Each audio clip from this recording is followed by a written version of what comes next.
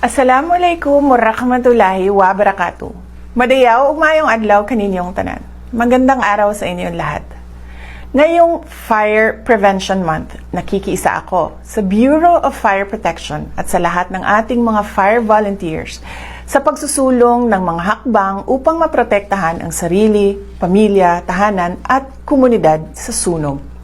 Seryoso ang kasiraan na dala ng sunog, subalit isa itong trahedya na maaaring maiwasan sa pamamagitan ng tamang kaalaman at paghahanda.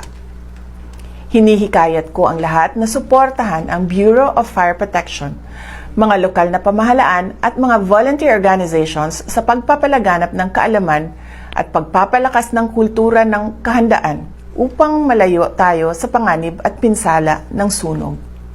Dalhin natin ang kampanyang ito sa mga tahanan, paaralan, komunidad, pribadong organisasyon at establishmento.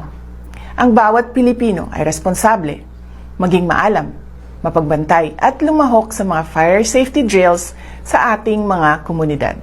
Sama-sama nating itatag ang mas handa, mas ligtas at mas matatag na bansa.